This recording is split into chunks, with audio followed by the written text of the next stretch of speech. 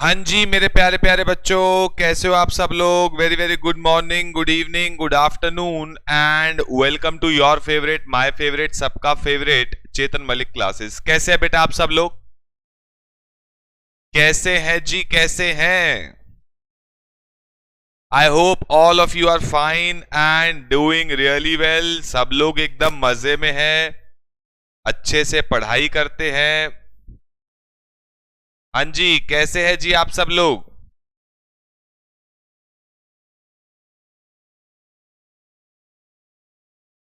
मजे में है, अच्छे से पढ़ाई करते हैं, डेली का डेली रिवाइज करते हैं एंड मजा आ रहा है आपको पढ़ाई करने में। हाँ जी। सेकेंडली, मैं आप सबसे ये कहना चाहूंगा कि डेली का डेली जरूर रिवाइज किया करो। कोई भी दिक्कत हो मुझे व्हाट्सएप किया करो। जिसने एडमिशन नहीं लिया है, नीचे दिए गए नंबर पे कॉल करके आप एडमिशन ले सकते हैं। CA inter both group online live with unlimited recorded views मात्र 48,000 में हम आपको दे रहे हैं, और साथ में कलर्ड बुक्स की पीडीएफ दे रहे हैं। लाइव क्लासेस हमारी एप्लीकेशन पे होंगी, जिसका लिंक इस वीडियो के डिस्क्रिप्शन बॉक्स में डला हुआ है। और जो सिर्फ रिकॉर्डेड लेना चाहता है, जो लाइव बैच है उसका रिकॉर्डेड डेली का डेली बिल्कुल लेटेस्ट बैच आपको मिलेगा मात्र 40,000 रुपीज में, बोथ ग्रुप। ठीक है जी, चले जी शुरू करें। अंताक्षरी लेके प्रभु का नाम, समय बिताने के लिए करना है कुछ काम, बोलो राम राम राम। चले जी शुरू करें अंताक्षरी। लास्ट क्लास तक हम लोग क्या कर चुके हैं जी? लास्ट क्लास तक हमारा बेसिक कॉन्सेप्ट जितना हमें करना था, अभी पूरा कंप्लीट नहीं हुआ है, जितना हमें करना था ये देखो। मैं वैसे जनरल आपके सामने ये पेज खुल गया। हम लोग अभी जैसे आज 30 सितंबर है, आने वाले महीने का स्केड्यूल ऑलरेडी बना के चलते हैं। जैसे कि देखो, फाउंडेशन चल रहा है अभी नवंबर 21 में। जिन बच्चों का एग्जाम है, ये बैच ऑनगोइंग है, उनके संडे संडे टेस्ट प्लान है कि संडे को उनके कौन कौन से टेस्ट होंगे। इंटर नवंबर 21, जिन्होंने हमसे लास्ट बैच पढ़ा था एकदम लाइव, उनकी फुल सिलेबस की रिवीजन प्लान है, क्योंकि उनका अटेम्प्ट दिसंबर में है, तो अक्टूबर नवंबर में हम हमारे साथ फुल सिलेबस की रिवीजन करेंगे। और इंटर मई 22, यानी आप लोग मई 22 नवंबर 22 ऑनगोइंग बैच है, जिसका टेस्ट देखो प्लान हो चुके हैं, आपके पास मैसेज आ जाएगा। 10 अक्टूबर, 17, 24 और 31 किस किस का टेस्ट होगा ये आपके पास आ जाएगा। तो हम लोग पहले ही पूरा महीने का स्केड्यूल बना के चलेंगे और आपको हम लोग दे देंगे। और उम्मीद लगाऊंगा कि आप स्केड्यूल जब एडवांस में आपके पास होगा तो आप उसको सैटरडे को रिवाइज करेंगे और संडे को हमें टेस्ट दिया करेंगे, जिस भी चीज का आपका टेस्ट होगा। इससे क्या रहता है ना, आपने जो चैप्टर पढ़ा है उसकी रिवीजन आप कर लेते हो टेस्ट देने के चक्कर में, और वो आपको बार बार रिकॉल होता है, अपने हाथ से लिख के आप देख लेते हो, तो कहानी बड़ी अच्छी क्लियर हो जाती है। तो ये हमारा खैर हर बार का काम है, हम प्लान करके चलते हैं अपने बच्चों के लिए, हर चीज दिमाग में हमारे रहती है। लास्ट क्लास में हम लोगों ने बेसिक कॉन्सेप्ट जितना करना था कर लिया था। आज हमें नया चैप्टर शुरू करना है, और नए चैप्टर का नाम है रेजिडेंशियल स्टेटस। हेडिंग डाल लो, रेजिडेंशियल स्टेटस। आज हमारी क्लास नंबर 8 है, और आप यहां पे भी देख सकते हो क्लास नंबर 8। बिल्कुल एक एक चीज लिखित में प्लान्ड है आपकी कि कौन सी क्लास में क्या होगा क्या नहीं होगा। बाई चांस अगर किसी कारण से हम लोग लाइव क्लास नहीं भी ले पाए, तो मैं आपको क्लास नंबर भी बता दूंगा ना, आप वो खुद से कर लोगे क्लास, तो आपको क्लैरिटी आ जाएगी। सेम चीज बिल्कुल मजेदार। तो आज हम लोग शुरू करने जा रहे हैं रेजिडेंशियल स्टेटस, चैप्टर नंबर 2। ये आपको क्या सिखाएगा, मैं आपको लिंक करा चुका हूं। ये चैप्टर आपको क्या सिखाएगा बेटा? ये चैप्टर आपको सिखाएगा कि एक व्यक्ति, पर्सन की डेफिनेशन में कौन कौन आता है, इंडिविजुअल, एचयूएफ, एओपी, बीओआई सब आते हैं, और सबके ऊपर इनकम टैक्स लगता है। ये चैप्टर आपको क्या सिखाएगा? ये चैप्टर आपको सिखाएगा कि एक व्यक्ति इंडिया का रेजिडेंट पर्सन कब माना जाता है, कब वो नॉन रेजिडेंट माना जाता है, और अगर एक व्यक्ति रेजिडेंट है। सेकंड टॉपिक क्या सिखा रहा है? देखो, पहला टॉपिक तो आपको क्या सिखा रहा है, डिटर्मिनेशन ऑफ रेजिडेंशियल स्टेटस, कि एक व्यक्ति भारत का रेजिडेंट कब कहलाएगा, नॉन रेजिडेंट कब कहलाएगा। दूसरा टॉपिक क्या सिखाएगा आपको? दूसरा topic, second topic, scope of total income, की एक व्यक्ति की जो टोटल इनकम है उसमें से इनकम टैक्स के दायरे में कौन सी इनकम आएगी, मतलब अगर आप रेजिडेंट हो तो कौन कौन सी इनकम पे आपको इंडिया में इनकम टैक्स देना है, और अगर आप नॉन रेजिडेंट हो तो आपकी कौन कौन सी इनकम पे आपको इंडिया में इनकम टैक्स देना है, ये सिखाएगा टॉपिक नंबर 2 हमें। तो हेडिंग डालो टॉपिक्स टू बी कवर्ड, पहले इसके बारे में हल्का फुल्का नोट करेंगे फिर कहानियों को समझेंगे जी। बहुत आसान चैप्टर है, फ्री के नंबर है। मैं हर चैप्टर के बाद आपको लेटेस्ट एग्जाम, जुलाई का एग्जाम हुआ है वो आपको दिखाऊंगा, उसका क्वेश्चन आपको दिखाऊंगा, जिससे आपको कॉन्फिडेंस आएगा कि इस चैप्टर में से किस तरह का क्वेश्चन आता है। जैसे हम लोग कल कॉस्टिंग में देख रहे थे, अकाउंट्स में देख रहे थे, उसी तरीके से आपको टैक्स में भी हम लोग हर चैप्टर के बाद एग्जाम के सवाल देखेंगे, कैसा एग्जाम में आता है और क्या हम कर पाएंगे नहीं कर पाएंगे, और अगर हम अभी कर पा रहे हैं तो एग्जाम में भी कर पाएंगे, बशर्ते हमें भूलना नहीं चाहिए, और भूलेगा तब नहीं जब आप नंबर ऑफ टाइम्स रिवीजन करोगे। बहुत सिंपल सी कहानी है। अब बच्चा मेहनत ही नहीं करेगा, आप मेहनत ही नहीं करोगे और सोचोगे बीकॉम की तरह लास्ट मोमेंट पढ़ लेंगे तो सीए प्रोफेशनल कोर्स है, ऐसा नहीं है। ठीक है जी, तो शुरू करो अंताक्षरी, और शुरू करो लिखना, शुरू करो बेटा। सबसे पहले लिखो टॉपिक्स टू बी कवर्ड, और टॉपिक्स में आपके इसके दो टॉपिक है, एक है डिटर्मिनेशन ऑफ रेजिडेंशियल स्टेटस और एक है स्कोप ऑफ टोटल इनकम। लिखो जी, फटाफट से नोट करो। और सबसे पहले हम लोग शुरू करते हैं अपना पहला topic, determination of residential status, कि कब। और मैंने आपको हमेशा से बोला इंटर लेवल पे ना, इंटर लेवल पे आपकी मेजर जो एग्जाम में आएगी वो टैक्सेबिलिटी आएगी इंडिविजुअल की। कंपनी, एओपी, बीओआई, इन सब की टैक्सेबिलिटी आपकी आएगी फाइनल लेवल पे जाके। शुरू हो जाओ बेटा।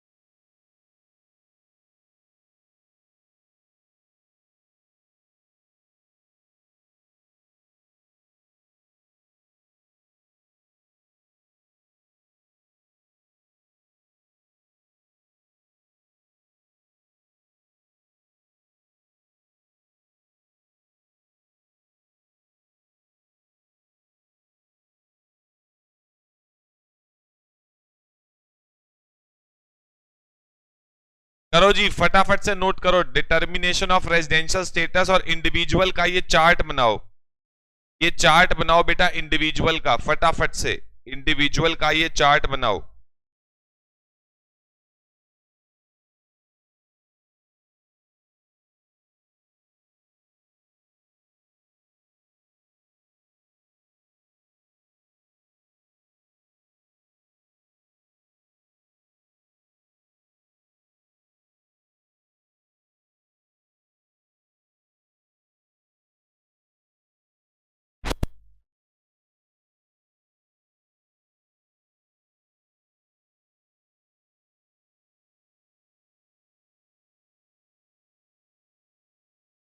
करो जी, फटाफट से इस चार्ट को नोट करें।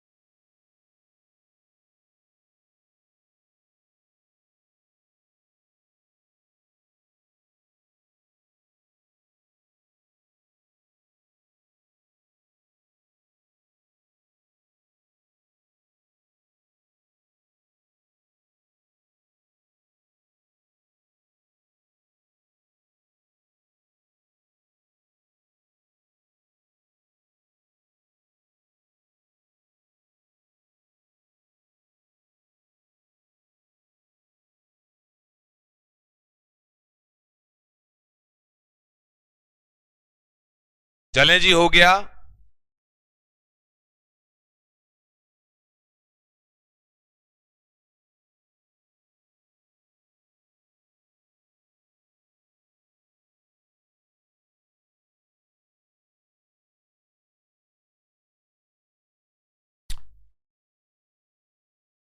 सुनो बेटा, आप कहानी सुनना, बिल्कुल ध्यान से सुनना बेटा, कहानी बिल्कुल ध्यान से,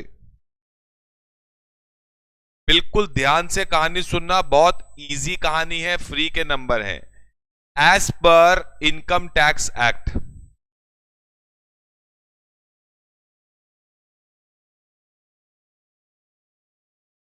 इनकम टैक्स एक्ट के हिसाब से, as per income tax act, income tax act के हिसाब से एक इंडिविजुअल, हम इंडिविजुअल की बात कर रहे हैं, इंडिया का रेजिडेंट कब कहलाता है और नॉन रेजिडेंट कब कहलाता है, उसके लिए कंडीशंस है।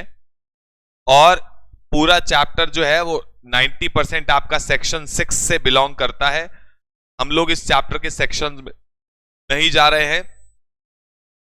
अगर आप फिर भी जाना चाहते हैं तो ये जो बेसिक कंडीशन है वो सेक्शन 6 सब सेक्शन 1 है, जो आपको लर्न करने की कोई आवश्यकता नहीं है।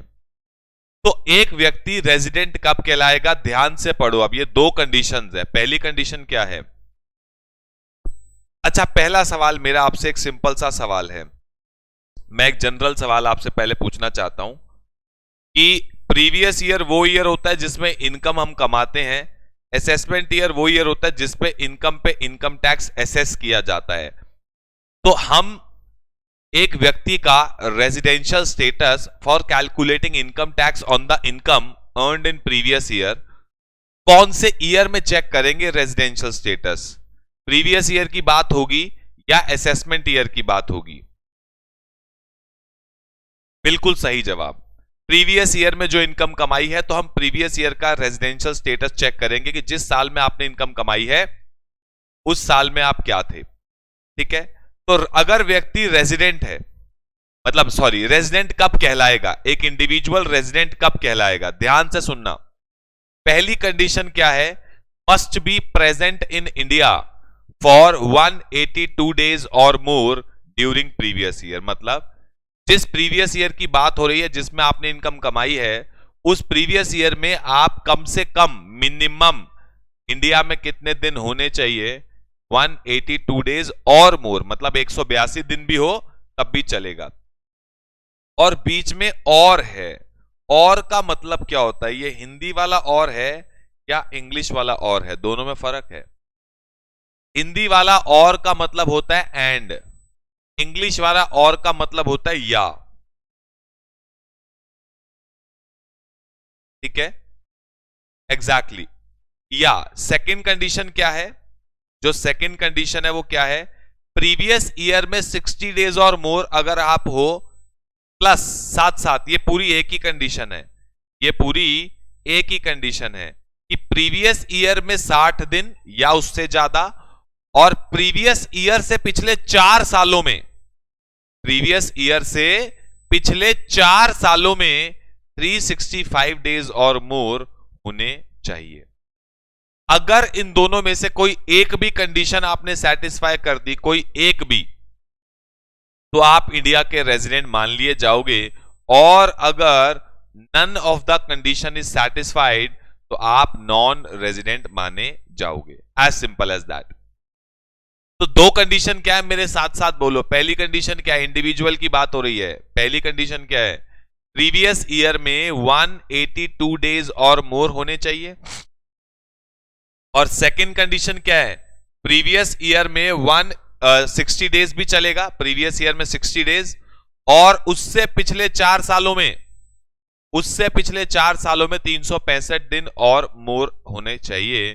तो अगर इन दोनों में से आपने एक भी कंडीशन सैटिस्फाई कर दी तो आप रेजिडेंट, दोनों की दोनों नहीं करी तो आप नॉन रेजिडेंट। इसको मैंने डायग्रामेटिकली और क्लियर किया। देखो, हमारे 2 साल होते हैं, एक प्रीवियस ईयर, एक असेसमेंट ईयर। पहली कंडीशन क्या कहती है कि प्रीवियस ईयर में, पहली कंडीशन क्या कहती है? प्रीवियस ईयर में 182 डेज और मोर होने चाहिए। और सेकंड कंडीशन क्या कहती है, ध्यान से देखो डायग्राम को, प्रीवियस ईयर में 60 डेज और मोर चलेगा, और एंड उससे पिछले 4 सालों में, कंसेक्यूटिव 4 सालों में, प्रीवियस ईयर से immediately preceding the previous year से पिछले 4 सालों में आप 365 डेज और मोर होने चाहिए। और ये एक ही कंडीशन है, ये एक ही कंडीशन है। इन दोनों में से ए और बी दोनों में से अगर आपने एक भी सेटिस्फाई कर दी तो आप रेजिडेंट, वरना नॉन रेजिडेंट। इस डायग्राम को इसी के नीचे इस तरीके से नोट करो और क्लैरिटी आएगी आपको, और क्लैरिटी आएगी, इसको नोट करो। करें जी, नोट करें।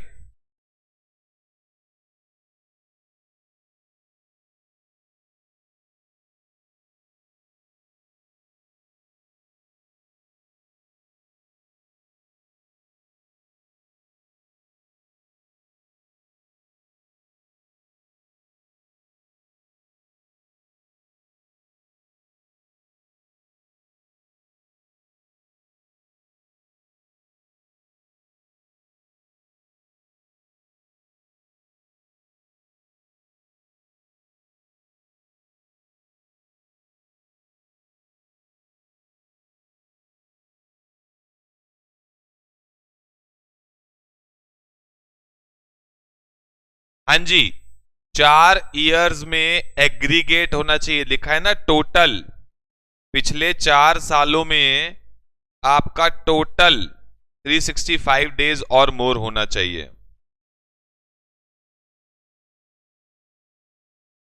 नहीं नहीं नहीं, 40 दिन नहीं, 60 दिन या उससे ज्यादा होने चाहिए।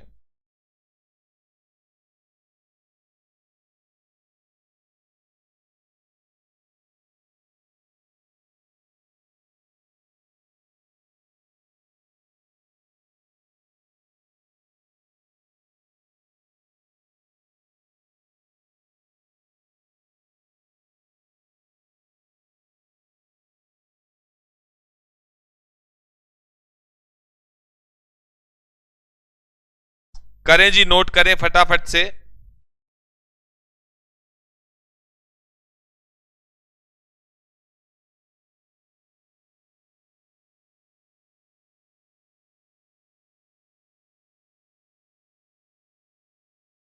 हो गया जी।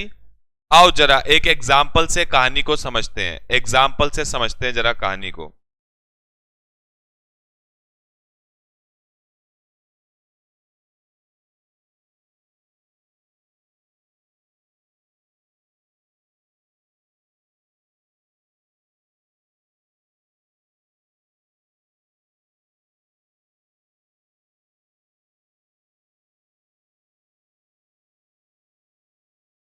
रुको जी 1 मिनट।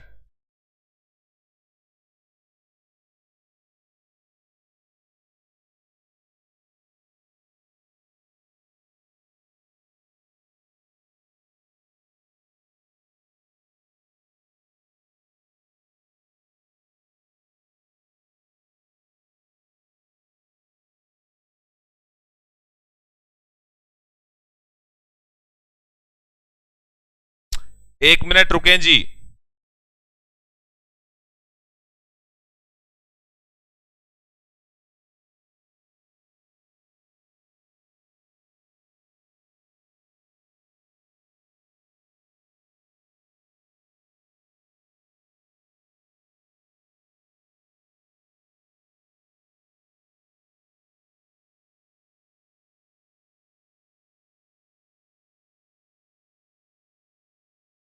प्रीवियस ईयर से पिछले 4 सालों में 365 डेज अगर मिला करके है तो चलेगा।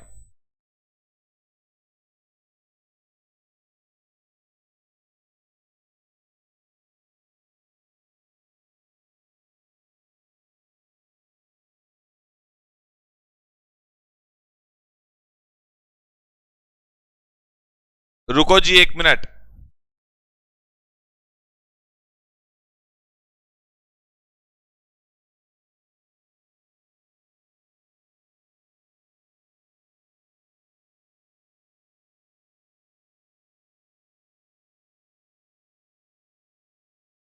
कॉन्टिन्यूअस जरूरी नहीं है, टोटल 365 दिन होना चाहिए, कॉन्टिन्यूअस जरूरी नहीं है। आओ जरा एक एग्जाम्पल लिखते हैं। एग्जाम्पल लिखो बेटा, आपको ये एग्जाम्पल गिवन है, ईयर एंडेड और days of stay. Year ended और डेज ऑफ स्टे, ये आपको एग्जाम्पल गिवन है। ईयर एंडेड और डेज ऑफ स्टे,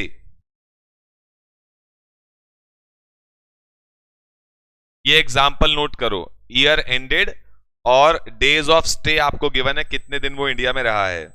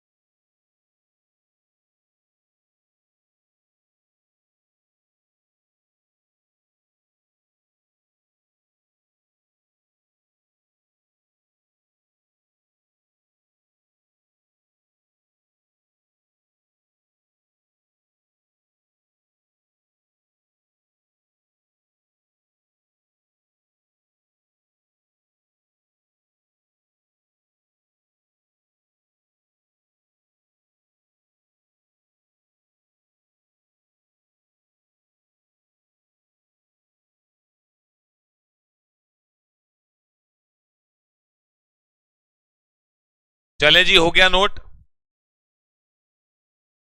अभी नीचे एग्जाम्पल है, ये रहा एग्जाम्पल, पूरा कंप्लीट करो एग्जाम्पल।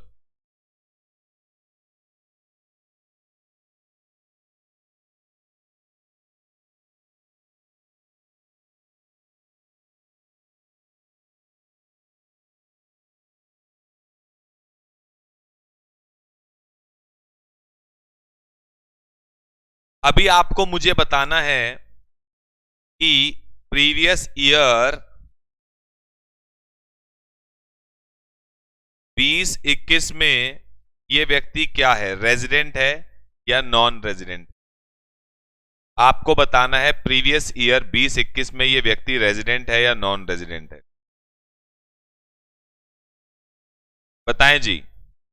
सर प्रीवियस ईयर अगर हम 2021 में देखें तो पहली कंडीशन, फर्स्ट कंडीशन क्या होती है, फर्स्ट कंडीशन 182 डेज और मोर। 182, क्या आपके इस प्रीवियस ईयर में 182 डेज है क्या? नहीं सर, लिखा तो है 60। तो पहली कंडीशन तो सेटिस्फाई हुई नहीं। दूसरी कंडीशन क्या कहती है, सेकंड कंडीशन क्या कहती है कि प्रीवियस ईयर में 60 डेज और मोर हो तब भी चलेगा, और उससे पिछले 4 सालों में, प्रीवियस ईयर से पिछले 4 सालों में मिला के चेक करो 365 डेज और मोर आ रहे हैं क्या? प्रीवियस ईयर से पिछले 4 सालों में 182 प्लस 115 प्लस 84 प्लस 75, सर ये तो टोटल हो रहा है 456 डेज।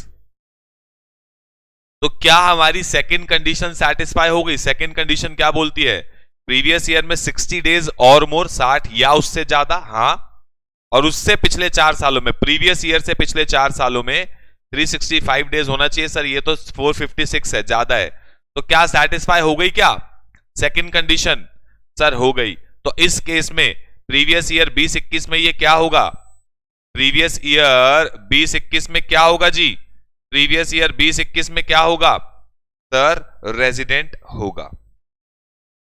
चलो इसी तरीके से अब प्रीवियस ईयर अगर मैं पूछूं 19-20 में ये व्यक्ति क्या होगा, 19-20 में, प्रीवियस ईयर 19-20 में बताएं जी ये व्यक्ति क्या है, प्रीवियस ईयर 19-20 में बताएं क्या है।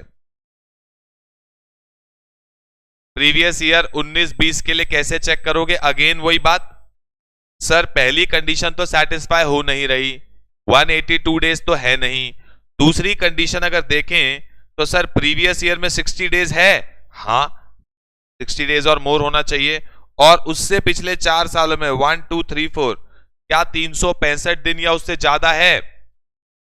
क्या 365 दिन या उससे ज्यादा है? सर 571 डेज है। तो क्या सेकंड कंडीशन सेटिस्फाई हो गई? हाँ सर हो गई। तो दोनों में से कोई एक भी अगर हो जाए तो उसे क्या मानते हैं? रेजिडेंट मानते हैं। तो इस केस में भी ये रेजिडेंट हो गया। चले, क्लियर है बेटा यहां तक कहानी? उसके बाद प्रीवियस ईयर 18-19 में बताओ।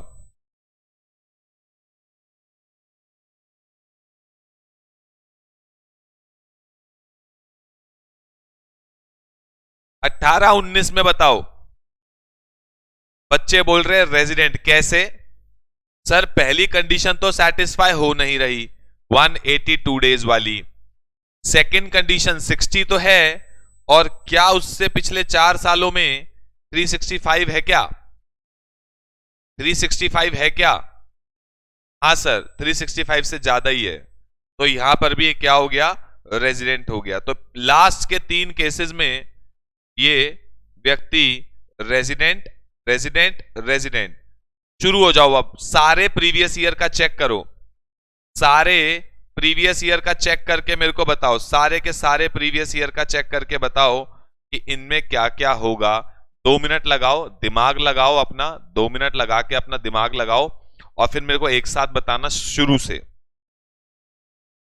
मैं पूछूंगा तुमसे, फटाफट दिमाग लगाओ, दोनों कंडीशन चेक करनी है एक एक करके। अब सर एक बात बताओ कि जैसे मान लो हम यहां पे चेक कर रहे हैं, यहां पे इस वाले साल में, तो सर यहां 60 तो हो गया, लेकिन पीछे 4 साल का तो डेटा ही गिवन नहीं है, तो 3 ही लेने हैं आपको, और उसके हिसाब से टोटल करके बता देना, चौथे को 0 मान लो।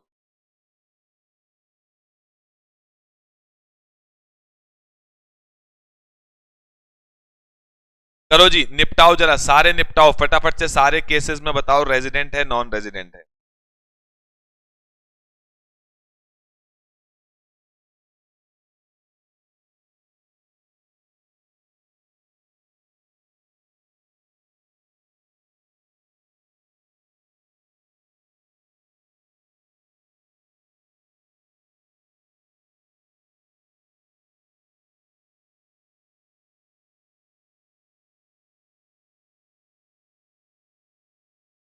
शुरू हो जाएं जी।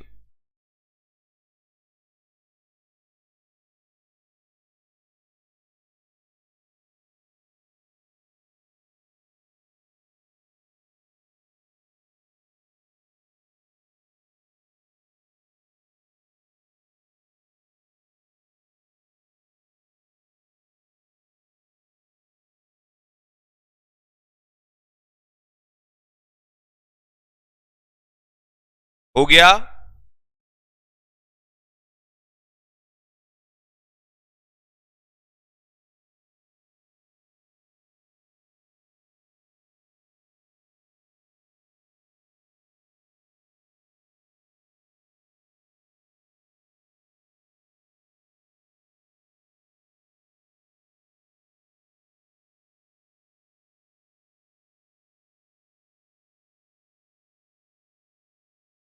चले जी, सबका हो गया?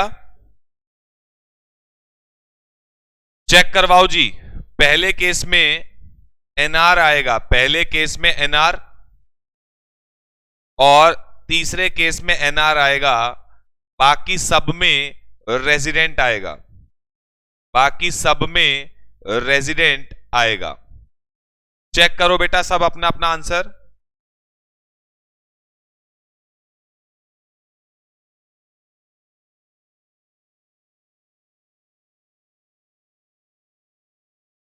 चेक करो, सही है, सबने सही से कर लिया। बहुत बढ़िया जी, बहुत बढ़िया। चलो इसी बात पे एक और एग्जाम्पल लिखो, इसी बात पे एक और एग्जाम्पल लिखो और मुझे बताओगे। इसी बात पे एक और एग्जाम्पल लिखो और बताओ।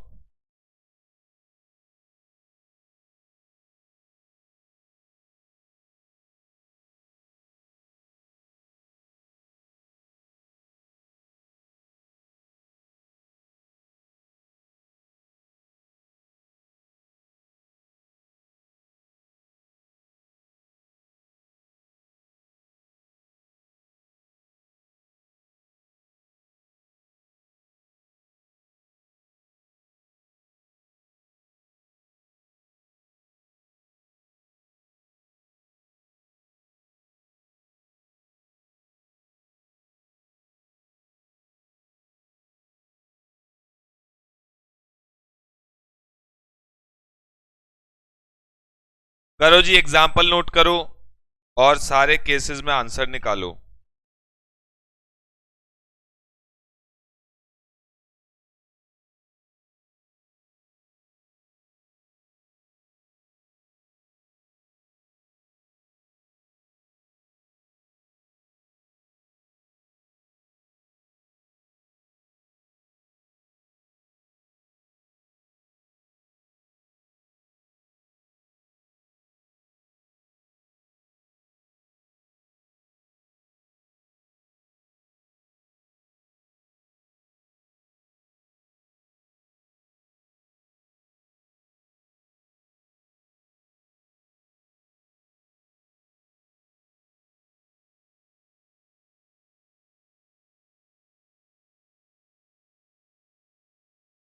हाँ जी आकांक्षा, अगर डेटा नहीं है तो वहां पे जीरो मानो, कहानी खत्म, पैसा हजम।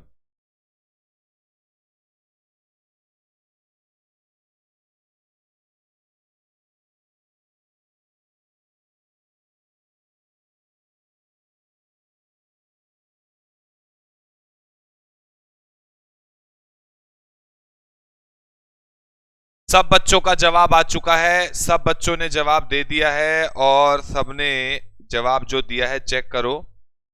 सारे में एनआर है, सिर्फ लास्ट में रेजिडेंट है। सारे में एनआर है, सिर्फ लास्ट में आपका रेजिडेंट है। चेक करें जी।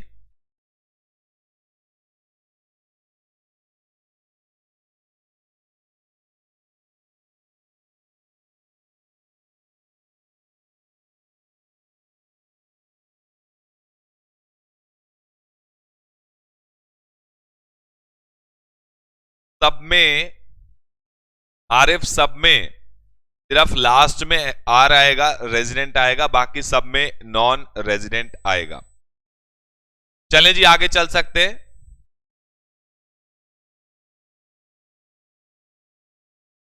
चल सकते बेटा आगे, सबको क्लियर है यहां तक की कहानियां?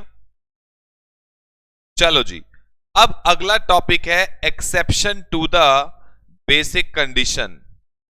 Exception to the basic condition. Exception, exception का मतलब क्या है? ये हमारी बेसिक कंडीशंस कहलाती हैं। ये जो कहलाती हैं ये हमारी बेसिक कंडीशंस कहलाती है। बेसिक कंडीशंस हैं ये, चेक करने के लिए रेजिडेंट है या नॉन रेजिडेंट। उसकी एक्सेप्शन का क्या मतलब होगा? What is the meaning of exception? जहां पे कुछ इससे विपरीत या हट के बातें होंगी, ध्यान से समझना। आप exception to the basic condition पहले समझ लो, उसके बाद नोट करना। सेकंड जो हमारी दो कंडीशन है, पहली कंडीशन है 182 डेज और मोर प्रीवियस ईयर में, और सेकंड कंडीशन क्या है? प्रीवियस ईयर में 60 दिन और उससे पिछले 4 सालों में 365 दिन। ठीक, लेकिन एक रूल है, वो रूल क्या कहता है कि जो सेकंड कंडीशन है 60 प्लस 365 वाली is not applicable in 2 cases. In 2 cases में ये एप्लीकेबल नहीं होगी। मतलब इन 2 केसेस में, नीचे देखो क्या लिखी है लाइन, जरूरी सूचना, इन 2 केसेस में सिर्फ 182 डेज वाली कंडीशन हम चेक करेंगे, 60 वाली चेक ही नहीं करेंगे। मतलब 182 वाली सेटिस्फाई करी तो रेजिडेंट, वरना नॉन रेजिडेंट। सेकंड कंडीशन हम चेक ही नहीं करेंगे। गवर्नमेंट कहती है इन 2 केसेस में 60 दिन वाले को हम रेजिडेंट नहीं मानेंगे। अगर आप 182 दिन रहे हो तभी आपको रेजिडेंट मानेंगे, वरना आप नॉन रेजिडेंट हम आपको मान लेंगे। 2 केसेस क्या हैं जरा ध्यान से समझना। पहला पॉइंट है any Indian citizen who leaves India during previous year for the purpose of employment. जो भारत देश छोड़ के जा रहा है परमानेंटली, किस पर्पज के लिए? बाहर काम करने के लिए, फॉर एम्प्लॉयमेंट आउटसाइड इंडिया। बाहर, या तो जॉब मिल गई है उसको इंडिया से बाहर, या अपना बिजनेस करने जा रहा है। तो अगर कोई व्यक्ति इंडिया से बाहर जा रहा है permanently for employment, India permanently छोड़ के जा रहा है फॉर एम्प्लॉयमेंट आउटसाइड इंडिया, और as a member of crew of Indian ship. Indian ship का मतलब क्या होता है? जो इंडिया से बाहर फॉरेन शिप चलती हैं उसके क्रू का मतलब होता है ग्रुप। अगर आप शिप में, किसी शिप वाली कंपनी में जॉब करते हो और आप इंडिया से बाहर जाते आते रहते हो, इंडिया बाहर जाते आते रहते हो, तो आपके लिए हम सिर्फ 182 डेज वाली कंडीशन चेक करेंगे, 60 दिन वाली चेक ही नहीं करेंगे। और दूसरा पॉइंट क्या है, एनी इंडियन सिटीजन, ये दोनों में देखो इंडियन सिटीजन होना चाहिए, उसी की बात हो रही है। और person of Indian origin, sir Indian citizen का क्या मतलब होता है और पर्सन ऑफ इंडियन ओरिजिन का क्या मतलब होता है, अभी बात करते हैं। Who being outside India comes to India for a visit during previous year, मतलब जो रहता तो परमानेंटली बाहर है, ये वो कनाडा वाले सरदारों की बात हो रही है, मिनी पंजाब जो बना रखा है सरदारों ने कनाडा में, जो परमानेंटली कनाडा में सेटल्ड है, मतलब जनरल में एग्जांपल दे रहा हूं, जो परमानेंटली कनाडा में सेटल है, कभी कभी अपने माता पिता को देखने या अपनी संपत्ति प्रॉपर्टी पुराने घर को देखने इंडिया कभी कभी विजिट करते हैं, इंडियन सिटीजन है, पर्सन ऑफ इंडियन ओरिजिन है, सेटल्ड बाहर है, इंडिया कभी कभी विजिट करने आते हैं, तो गवर्नमेंट कह रही है हम आप दोनों के लिए जो कंडीशन चेक करेंगे सिर्फ 182 डेज वाली कंडीशन चेक करेंगे, 60 वाली चेक ही नहीं करेंगे। 182 वाली सेटिस्फाई की तो रेजिडेंट, वरना नॉन रेजिडेंट। अब सर इंडियन सिटीजन का क्या मतलब होता है, नीचे देखो, जिसके पास वैलिड आईडी प्रूफ है, जिसके पास इंडिया का वैलिड आईडी प्रूफ है। इंडिया का वैलिड आईडी प्रूफ क्या होता है, आधार कार्ड, वोटर आईडी कार्ड। तो आप इंडिया के सिटीजन हो, जहां की सिटीजनशिप है आपके पास, जहां का वैलिड आईडी प्रूफ है। और पर्सन ऑफ इंडियन ओरिजिन कब कहलाता है व्यक्ति, या तो वो खुद, या तो वो इंडिविजुअल, या उसके पेरेंट्स, या उसके ग्रैंड पेरेंट्स। मतलब मैं इंडियन ओरिजिन का कब कहलाऊंगा, या तो मैं, या मेरे पेरेंट्स, या मेरे ग्रैंड पेरेंट्स, तीनों पीढ़ियों में से कोई भी बॉर्न इन अनडिवाइडेड इंडिया, मतलब जो अनडिवाइडेड इंडिया में पैदा हुआ है। अनडिवाइडेड मतलब भारत के डिवाइड होने से पहले जो पैदा हुए हैं, उनको बोलते हैं person of Indian origin.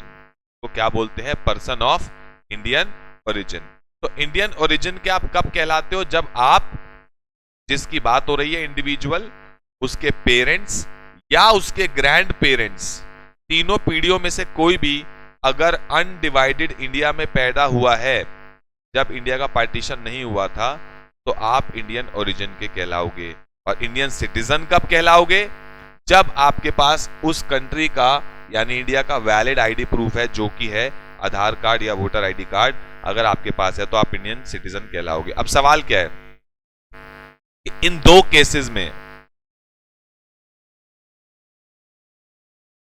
Indian citizen के लिए कंडीशन ही नहीं है आदित्य अग्रवाल, हम उसकी बात ही नहीं कर रहे हैं। इंडियन सिटीजन के लिए तो आपके पास बस आईडी प्रूफ होना चाहिए, आप उस कंट्री के सिटीजन मान लिए जाते हो, ठीक है। अब ये दो केसेस क्या है, दोबारा पढ़ो। आप इंडियन सिटीजन हो, मतलब इंडिया के निवासी हो, जो इंडिया छोड़ के जा रहे हो परमानेंटली, इसलिए बाहर एम्प्लॉयमेंट के लिए आउटसाइड इंडिया, या फिर किसी शिप में आप काम करते हो, आपका आना जाना बाहर लगा रहता है। और सेकंड केस क्या है, Indian citizen, person of Indian origin, जो आउटसाइड इंडिया रहता है, इंडिया में कभी कभी विजिट करने के लिए आता है।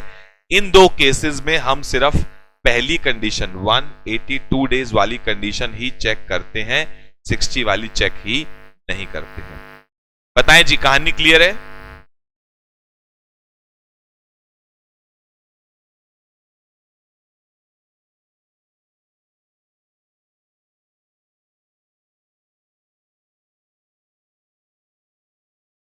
चले बेटा, कहानी क्लियर हो गई। इसको अभी नोट करोगे या रिकॉर्डेड में बाद में नोट करोगे? जो बच्चा रिकॉर्डेड देखता उसके लिए तो सिंपल है, पॉज करो, नोट कर लो। आपके पास ऑप्शन रहती है अभी नोट करने की, और बाद में जब आप रिकॉर्डेड से देखोगे रिवीजन करने के लिए, तब नोट करने के लिए। बच्चे कह रहे सर बाद में नोट करेंगे। चल सकते आगे?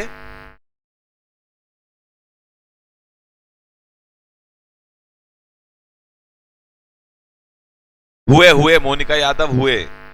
एक इंडिविजुअल या उसके पेरेंट्स या ग्रैंड पेरेंट्स, अगर तीनों में से कोई भी अनडिवाइडेड इंडिया में पैदा हुआ है तो आप इंडियन ओरिजिन के कहलाओगे। चलें बेटा, आगे चलें। चलो जी, अब एक अमेंडमेंट आई थी पिछले साल एक अमेंडमेंट आई थी जो आपके लिए भी एप्लीकेबल है, अब तो आ ही चुकी है।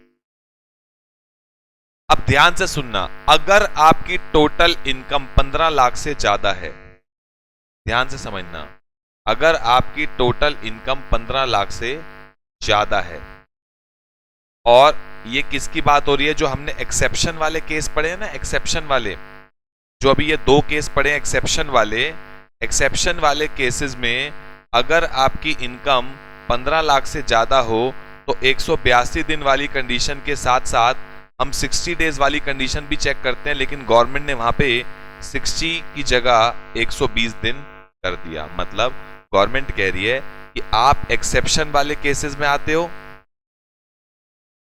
मैंने कहा हाँ।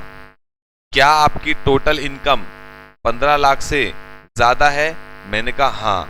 तो सरकार कहती है आपकी जो कंडीशन हम चेक करेंगे वो दो कंडीशन हो जाएंगी, एक तो 182 डेज वाली, और जो सेकंड हम आपके लिए चेक नहीं कर रहे थे वो भी करेंगे, लेकिन उसमें 120 दिन कर लेंगे 60 की जगह।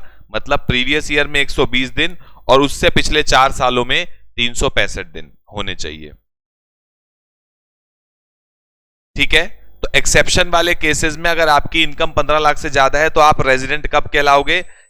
या तो आप प्रीवियस ईयर में 182 डेज हो, मैंने कहा हाँ, और मोर, या फिर सेकंड कंडीशन, और सेकंड कंडीशन आपकी हम चेक करेंगे जिसमें लेकिन 60 की जगह कितना कर देंगे, 120 डेज और more in India during previous year, and पिछले 4 सालों में 365 डेज और मोर होने चाहिए।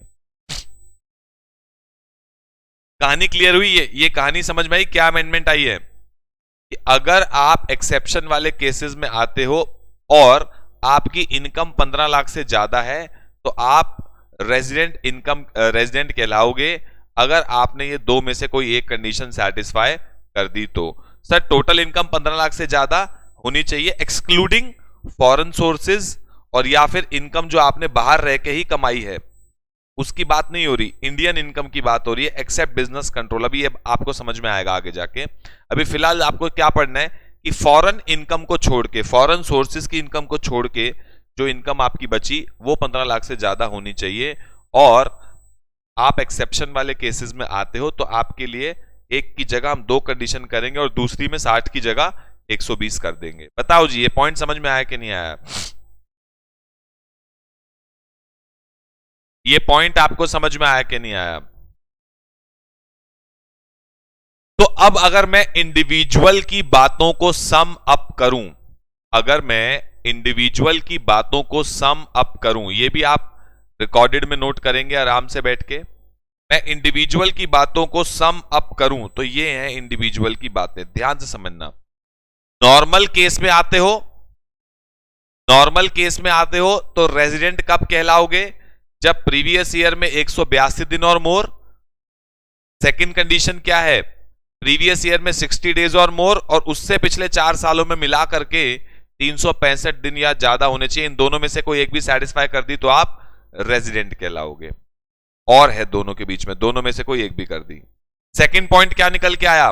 एक्सेप्शन वाले केस में आते हो लेकिन आपकी टोटल इनकम 15 लाख या उससे ज्यादा नहीं है, मतलब 15 लाख तक है, मोर देन 15 लाख नहीं है, 15 लाख तक है आपकी इनकम, यानी एक्सेप्शन वाले केसेस में तो आते हो लेकिन इनकम 15 लाख से कम है, तो आपके लिए सिर्फ एक ही कंडीशन चेक होगी, 182 डेज और मोर। सेकंड कंडीशन की आपके पास ऑप्शन ही नहीं है। और थर्ड केस क्या बन गया? एक्सेप्शन वाले केसेस में आते हो और इनकम 15 लाख से ज्यादा भी है, दोनों पॉइंट है, तो आपके लिए दो कंडीशन है, प्रीवियस ईयर में 182 डेज और मोर, और सेकंड कंडीशन आपके लिए हमने ताजी ताजी नई नहीं बनाई है, प्रीवियस ईयर में 120 डेज और मोर, और उससे पिछले 4 सालों में 365 डेज और मोर होने चाहिए। बिल्कुल बेहतरीन तरीके से हमने इसको सम अप कर दिया है, और ये इंडिविजुअल की कहानी है कि कब वो रेजिडेंट कहलाएगा, कब वो नॉन रेजिडेंट कहलाएगा। बताएं बेटा, कहानी क्लियर हो गई? एक एक अक्षर, एक एक पॉइंट क्लियर हुआ कि नहीं हुआ? कि मैं आपको तीनों केस की कहानियां क्लियर है कि नहीं क्लियर?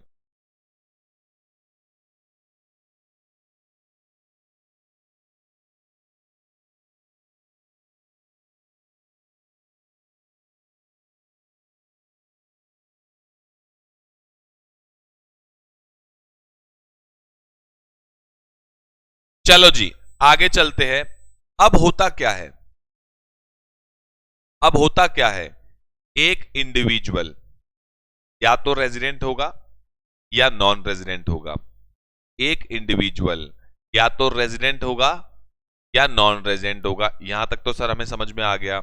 सरकार ने इसकी फर्दर क्लासिफिकेशन करी कि अगर आप रेजिडेंट हो, अगर आप रेजिडेंट हो तो हम आपको आगे फर्दर क्लासिफाई कर सकते हैं ऑर्डिनरी रेजिडेंट और not ordinary resident.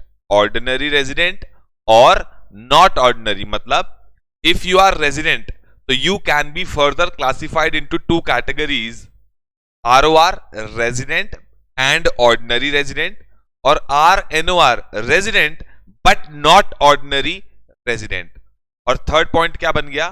Third point तो आप NRO। तो बेसिकली इंडिविजुअल की तीन केसेस हुए, रेजिडेंट, अभी सब लिखवाऊंगा, रेजिडेंट, नॉन रेजिडेंट। रेजिडेंट को आगे फर्दर क्लासिफाई कर सकते हो ROR या RNOR, resident and ordinary resident, resident but not ordinary resident. देखो नीचे क्या लिखा है ये table, resident can be further classified into two categories. या रेजिडेंट की बात हो रही है कि अगर आप रेजिडेंट हो तो गवर्नमेंट कह रही है ऑर्डिनरी हो मतलब ज्यादातर इंडिया में रहते हो, या नॉट ऑर्डिनरी मतलब रेजिडेंट तो बन गए लेकिन नॉट ऑर्डिनरी। नॉट ऑर्डिनरी का मतलब कि हमेशा नहीं रहते रेजिडेंट। जैसा ब्रेटली है, शोएब अख्तर है, आईपीएल के दौरान इंडिया में आता है, कमेंट्री करता है और मान लो हर दिन वो 100 दिन, हर साल वो 100 दिन इंडिया में रहता है तो सर वो रेजिडेंट तो बन जाएगा 60 डेज वाली कंडीशन की वजह से, रेजिडेंट तो बन जाएगा but he is not ordinary. क्यों सर? अभी करेंगे उसकी बात। तो गवर्नमेंट ने बोला कि आप रेजिडेंट अगर बन गए हो ऊपर वाली कंडीशन से तो आपको हम फर्दर क्लासिफाई करेंगे दो कैटेगरी में, या तो ROR या RNOR। अब ROR की कंडीशन क्या है? ROR के लिए दो कंडीशन है, दो कंडीशन सर। प्रीवियस ईयर से, ध्यान से सुनना, डायग्राम से आपको बहुत सही क्लियर हो जाएगा। प्रीवियस ईयर से पिछले 7 सालों में लगातार मिला करके, प्रीवियस ईयर से पिछले 7 सालों में लगातार मिला करके आप 730 दिन या उससे ज्यादा 730 डेज और मोर इंडिया में होने चाहिए। और ये क्या है? ये और है या एंड है? ये और है या एंड है? एंड का मतलब क्या है?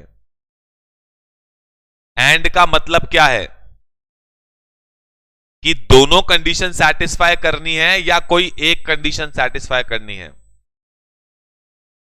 दोनों कंडीशन सेटिस्फाई करनी है या कोई एक? सर दोनों। दूसरी कंडीशन क्या है? डायग्राम से समझ में आ रहा होगा।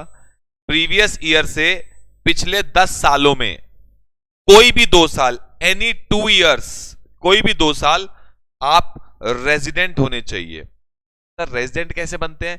अभी तो पढ़ के आए रेजिडेंट कैसे बनते हैं, अभी तो पढ़ के आए रेजिडेंट कैसे बनते हैं।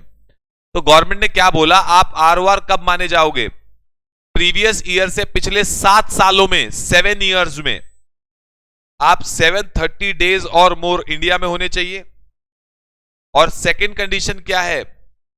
प्रीवियस ईयर से पिछले 10 सालों में कोई भी 2 साल आपके ऊपर रेजिडेंट का टैग होना चाहिए। और रेजिडेंट कब बनते हो? पीछे चेक करो, रेजिडेंट कब बनते हो? सर या तो प्रीवियस ईयर में 182 डेज या फिर प्रीवियस ईयर में 60 और उससे पिछले 4 सालों में 365 दिन। तो आप ये दोनों कंडीशन सेटिस्फाई करते हो तो ROR बन जाओगे। दोनों में से एक भी सेटिस्फाई नहीं की या दोनों ही सेटिस्फाई नहीं की तो आप क्या बन जाओगे? Then you will be considered as RNOR, resident but not ordinary resident.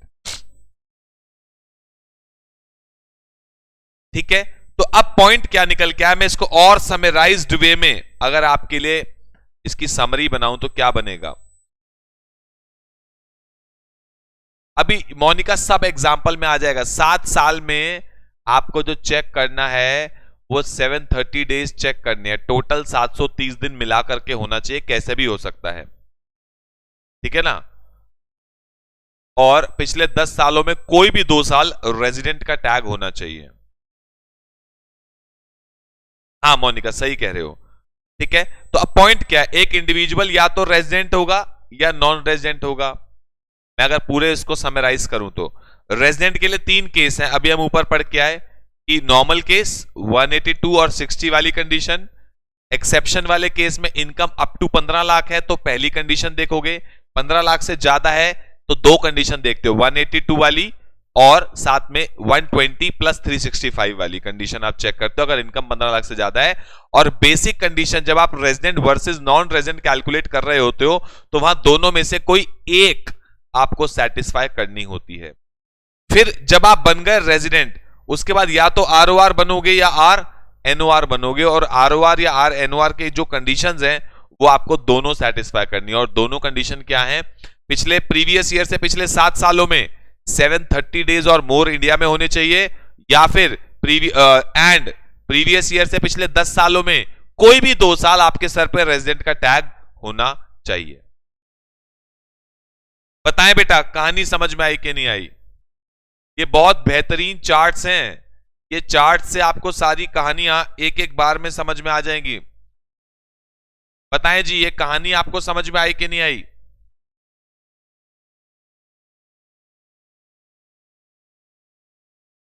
अब इस पे करना क्या है, क्वेश्चंस करने। अगर कॉन्सेप्चुअल क्लैरिटी है तो बस अपने को टेंशन वाली कोई बात ही नहीं है, अगर कॉन्सेप्चुअल क्लैरिटी नहीं है तो जीवन में दिक्कत है ही है।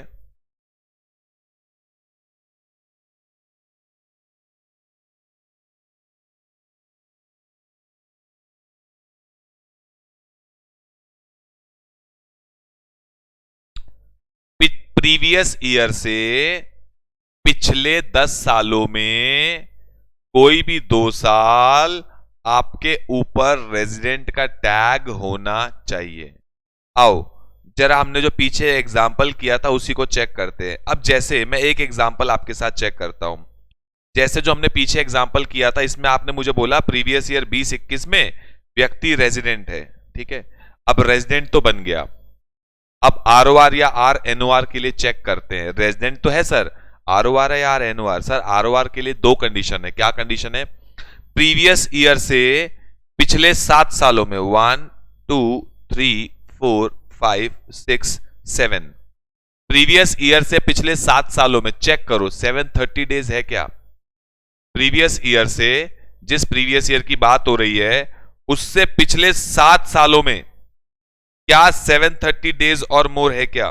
चेक करो sir. 75 plus 84 plus 115 plus 182 plus 190 plus 205 plus 81, sir 932 days है ये तो सर पहली कंडीशन तो सेटिस्फाई हो गई, पहली कंडीशन तो सेटिस्फाई हो गई। दूसरी कंडीशन क्या है आरओआर बनने की? सर प्रीवियस ईयर से पिछले 10 साल 1 2 3 4 5 6 7 8 9 10, प्रीवियस ईयर से पिछले 10 साल, प्रीवियस ईयर से पिछले 10 साल में क्या कोई भी 2 साल इसके ऊपर रेजिडेंट का टैग है क्या? रेजिडेंट का टैग है क्या? सर दो कहां, ज्यादा है, ज्यादा सालों में 1 2 3 4 5 6 7 8 9, पूरे के पूरे हर साल में ही है लगभग। तो क्या आरओआर की दोनों कंडीशन सेटिस्फाई हो गई? क्या आरओआर की दोनों कंडीशन सेटिस्फाई हो गई? हो गई, तो ये व्यक्ति रेजिडेंट तो है ही है, और अगर डिटेल में जाएं तो ये साथ में क्या है, आरओआर है। रेजिडेंट तो है ही, साथ में ऑर्डिनरी रेजिडेंट भी है, मतलब साथ में क्या, आर रेजिडेंट की भी कौन सी कैटेगरी है, आरओआर। समझ में आया कि नहीं आया? मुद्दे की बात ये है।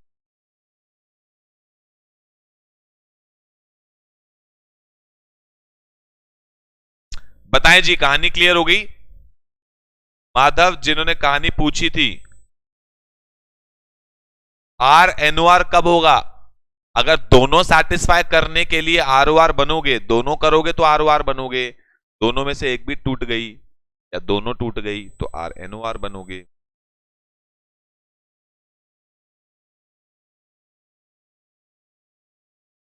चले जी, कहानी क्लियर, पैसा हजम, कहानी खत्म।